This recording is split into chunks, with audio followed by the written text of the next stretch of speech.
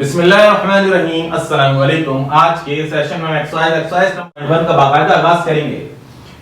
Fraction के बारे में हम लोगों ने पढ़ा, यहां पर भी हमारे पास फ्रैक्शन ही है, लेकिन इस दफा जो फ्रैक्शंस हैं वो अलजेब्राइक फ्रैक्शंस हैं। शुरू करते हैं। प्रॉपर फ्रैक्शन, ये प्रॉपर फ्रैक्शन वही फ्रैक्शन है जो लास्ट सेशन में हमने इसको डिस्कस किया। यहां पे बस फर्क इतना है कि degree of numerator less than degree of denominator. इसका क्या मतलब है? डिग्री ऑफ न्यूमरेटर, न्यूमरेटर का कॉन्सेप्ट आपका क्लियर है, डिनोमिनेटर का कॉन्सेप्ट आपका क्लियर है। जैसे मिसाल के तौर पे देखें, degree of numerator is less than the degree of denominator. Denominator की डिग्री कितनी है? 2 है। न्यूमरेटर की डिग्री कितनी है? 1 है। तो साफ साफ पता चल गया कि अलजेब्राइक एक्सप्रेशन में प्रॉपर फ्रैक्शन किसको कहते हैं? ऐसी फ्रैक्शन को कहते हैं जिसके अंदर डिनोमिनेटर की पावर ज्यादा होती है, यानी कि वेरिएबल की पावर जो है वो ज्यादा मिलेगी और न्यूमरेटर की पावर जो है वो कम मिलेगी। क्लियर? नेक्स्ट हमारे पास है इम्प्रॉपर फ्रैक्शन। डेफिनेशन लिखते हैं, degree of numerator is equal, ये जुमला काम करे, degree of numerator is equal और ग्रेटर देन डिनोमिनेटर। वही है जो प्रीवियस सेशन में बताया। यानी कि अगर मैं इसको इस तरह से लिखूं, let suppose x² upon x, तो आप एक चीज नोट करेंगे, ये इम्प्रॉपर फ्रैक्शन बन चुका है। क्यों? Degree of numerator is greater than, ज्यादा हो चुकी है किससे? डिनोमिनेटर से। ये भी इम्प्रॉपर फ्रैक्शन है, या इसको मैं ऐसे लिख दूं, x² अपॉन x²। दूसरी condition, degree of numerator is equal, तो डिग्री ऑफ न्यूमरेटर और डिनोमिनेटर बराबर हो जाए जब भी इंप्रॉपर है, या डिग्री ऑफ न्यूमरेटर ज्यादा हो जाए जब भी इंप्रॉपर फ्रैक्शन है। इसको हमने प्रीवियस क्लास में डिस्कस किया। यहां तो सिंपली बताना है अलजेब्राइक में कैसे पहचानेंगे, ऐसे पहचानेंगे।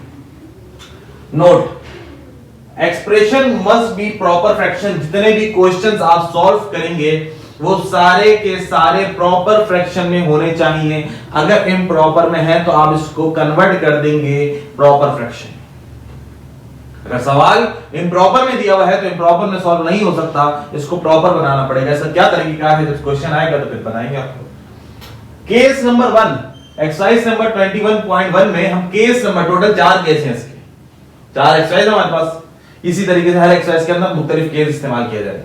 Case number 1, denominator consist of non repeated linear factors. Non repeated linear, पहले लीनियर को समझते हैं। लीनियर वो फैक्टर होता है जिसके अंदर पावर 1 होती है। जैसे ये देखिए, ये फैक्टर्स तो हैं, प्रोडक्ट की फॉर्म में लिखे हुए। इस x की पावर क्या है? इस x की पावर क्या है? 1 है। अब ये तो लीनियर है। रिपीटेड फैक्टर से क्या मुराद है? रिपीटेड से मुराद ये है कि अगर x - 1 होता और होल पावर 2 लगी होती, इसका मतलब है x - 1 2 टाइम्स मतलब रिपीट होगी। तो यहां जितने भी फैक्टर्स मिलेंगे वो लीनियर फैक्टर्स तो होंगे, लेकिन रिपीटेड फैक्टर्स नहीं होंगे। दोबारा बता रहा हूं, denominator consist of non repeated, इसमें से कोई सा भी रिपीट नहीं होगा। मैं समझाने के लिए एक एग्जांपल लिख देता हूं। जैसे मिसाल के तौर पे ये लिखा है x - 3 का होल स्क्वायर, ये तो रिपीटेड हो गया। पावर 2 मोर देन 1 पावर से मुराद ये क्या है? वो इतनी दफा, जितनी दफा इसका मतलब है रिपीट हो रहा है। पावर 1 टाइम यानी कि एक ही दफा। Clear? Exercise number 21.1, question number 1, question हमारे पास 12 अपॉन x² - 1। आपका डिनोमिनेटर हमेशा फैक्टर्स की फॉर्म में होना चाहिए, एक्सप्रेशन की फॉर्म में नहीं होना चाहिए। अगर एक्सप्रेशन की फॉर्म में है तो इसका मतलब आपने इसको कन्वर्ट करना है फैक्टर्स बनाना। फैक्टर बनाने का तरीका आपको आना चाहिए, मिडिल टर्म ब्रेक, या अगर कोई फार्मूला है तो फार्मूले से कन्वर्ट करना पड़ेगा। a² + 2ab + b² = a + b whole square, a² - b² = a - b a + b, like this. ये लिखा है हमारे पास a² - b² की फॉर्म में। अगर इसको हम एक्सपेंड कर दें तो आ जाएगा a - b और a+। अब पार्शियल फ्रैक्शन में होता क्या है इसको समझते पहले, क्वेश्चन तो हो जाएगा, कोई मसला नहीं है। एक दफा सीखें, 2 दफा सीखें, हो गया। पार्शियल फ्रैक्शन का मतलब ये है, जो फ्रैक्शन है इसके पार्ट्स कीजिए, इसके हिस्से कीजिए। अब इसके हिस्से करने का, इसके पार्ट्स करने का एक मखसूस मेथड है, उस मेथड को हम लोग यहां पे सीखेंगे। पार्शियल फ्रैक्शन, उस फ्रैक्शन को हिस्से कर दिए, हिस्से मतलब अलग अलग ब्रेक कर दी। कैसे? तरीका क्या है पहले इसको समझें। ये हमारे पास एक अलजेब्राइक एक्सप्रेशन लिखी है, एक फ्रैक्शन लिखी हुई है, हां लिखी हुई है। इस फ्रैक्शन को जब हम तोड़ेंगे कितने फैक्टर हैं? 2 फैक्टर। कितने फैक्टर हैं? जब 2 फैक्टर हैं तो इसके ब्रेक करने का क्या तरीका होगा? ये जो 12 लिखा हुआ है ना, ये यकीनन किसी ना किसी का सम या किसी ना किसी का डिफरेंस लिखा हुआ है। हमें इस 12 से कोई लेना देना नहीं है, हमें इसके डिनोमिनेटर से काम है। बात आई समझ में? जैसे यहां पे अगर ये एक्स स्क्वायर माइनस 9 लिखा है, तो मैंने ये नहीं कि ऊपर जो 12 लिखा हुआ है इसको भी कन्वर्ट किया ना। मैं कन्वर्ट हमेशा डिनोमिनेटर को करूंगा। अगर ऊपर एक्सप्रेशन लिखी है तो मैं उसको कन्वर्ट नहीं करूंगा, फैक्टर्स की फॉर्म में नहीं लेकर आऊंगा। मेरा कंसर्न सिर्फ और सिर्फ डिनोमिनेटर से। क्लियर हो गई बात?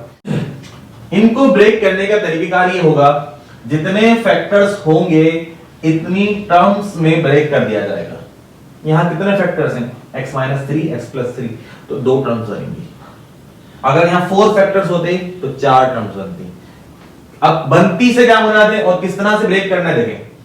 a upon x minus 3 plus b upon x plus 3, यानी कि x माइनस 3 इसका न्यूमरेटर a, x प्लस 3 इसका न्यूमरेटर b। क्लियर?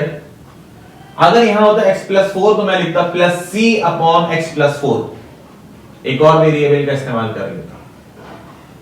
अब यहां पर हमारी बुक में इसको a1, a2, a3, a4 का नाम दिया है। मैंने a1, a2 का नाम नहीं दिया, मैंने इसको a, b और आगे अगर मजीद आएंगे तो c, d, e, f, g इस तरीके से इनका नाम दूंगा। इससे कोई फर्क नहीं पड़ता। पहला सेक्शन है पार्शियल फ्रैक्शन से, इसलिए मेरी कोशिश होगी कि तफसील में बात करूं, उसके बाद फिर हम जल्दी जल्दी इस क्वेश्चन को सॉल्व करेंगे। अब इसके जब हमने फैक्टर बना लिए, हमने इसको सपोज कर लिया लेट ये जो 12 upon x minus 3 x plus 3 है, इसको हमने जब ब्रेक करा तो ब्रेक करके आया a upon x minus 3 plus b upon x plus 3, which is equation number 1। LCM का बेसिक कॉन्सेप्ट आपको आना चाहिए। ये वाली टर्म एज इट इज आ जाएगी। जब इसका एलसीएम लेंगे x माइनस 3 x प्लस 3 का, तो एलसीएम आएगा x minus 3 x plus 3, then cross multiply a multiply x plus 3 ये आ जाएगा, और x माइनस 3 को मल्टीप्लाई करेंगे b से। यहां पर आप एक चीज नोट करेंगे कि इसका डिनोमिनेटर और इसका डिनोमिनेटर सेम है, ये दोनों कैंसिल आउट हो जाएंगे। और ऐसा सिर्फ इस क्वेश्चन में नहीं होगा, इसके जितने क्वेश्चंस हम करेंगे पार्शियल में, उसमें तरीका भाई इसमें कोई लॉजिक थोड़ी है, ये तो सीधी सी बात है। यहां पे डिवाइड हो रहा है, इसको जब शिफ्ट कराएंगे तो ऊपर न्यूमरेटर में आ जाएगा। न्यूमरेटर और डिनोमिनेटर सेम होंगे तो कैंसिल आउट हो जाएंगे, कोई मुश्किल बात तो नहीं है। तो इसीलिए हमेशा हर सवाल में इसका डिनोमिनेटर और इसका डिनोमिनेटर इज इक्वल टू से पहले और बाद में ये हमेशा कैंसिल आउट हो जाएगा। यहां आया हमारे पास 12 ax प्लस 3 bx माइनस 3। करना क्या है? करना यह है कि ये जो आपने इसको ब्रेक किया है, इस फ्रैक्शन को a अपॉन में और प्लस b अपॉन के अंदर, इसमें what is a and what is b, इस a और b की वैल्यू को फाइंड आउट करना है।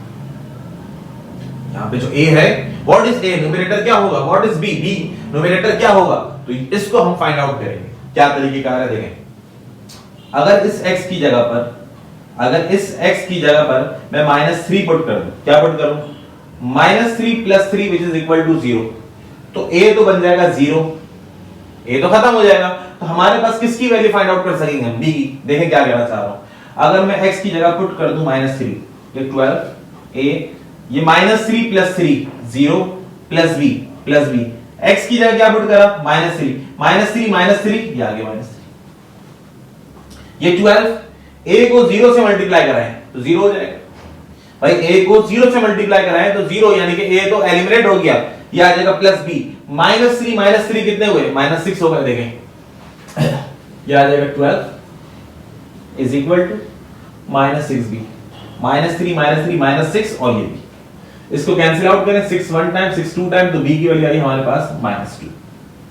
अब क्या मालूम करें, a मालूम करें। देखिए एक दफा आपने x प्लस 3 यहां लिखा हुआ था, -3 पुट करा ताकि -3 प्लस 3 कैंसिल आउट हो जाए, आगे चले। अगर मैं इस x की जगह पर 3 पुट कर दूं, अगर मैं इस x की जगह पर 3 पुट कर दूं तो 3 3 क्या होगा, 0, तो b एलिमिनेट हो जाएगा, a की वैल्यू आ जाएगी। यही काम किया, x की जगह पर 3 पुट करते हैं, 12 is equal to a, 12 is equal to a, x plus 3, x की जगह पर 3 plus 3 plus b, x minus 3, x की जगह पर 3 minus 3 which is equal to 0। 12 as it is, a की जगह a as it is, 3 plus 3 6 as it is. 6 और 12 को कैंसिल आउट करें तो a की वैल्यू आएगी हमारे पास 2। इस एक्सप्रेशन को जब हमने ब्रेक किया तो हमारे पास आया था a upon something plus b upon something.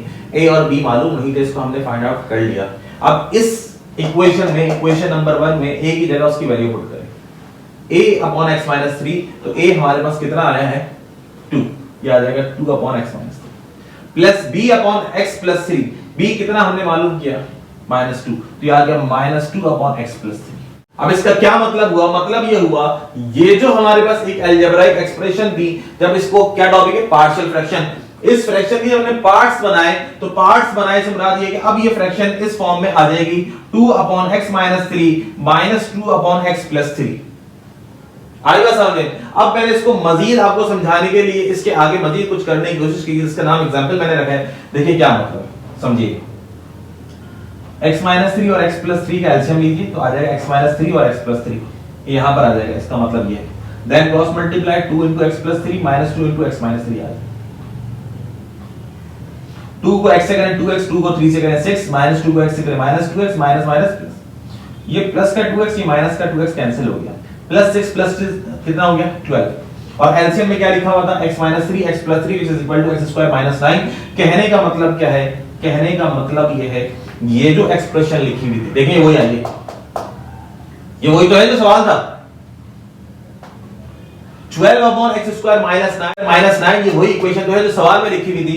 इस एक्सप्रेशन जब मैंने पार्शियल फ्रैक्शन के हिस्से करे तो हिस्से क्या बने 2 upon x minus 3 minus 2 upon x plus 3। आएगा सामने। इसके अंदर जितना लंबे लुआब था, जितना खुलासा था, मैंने आपके सामने पेश कर दिया। अब जितने क्वेश्चन होंगे उसको मैं थोड़ा फास्ट करने की कोशिश करूंगा।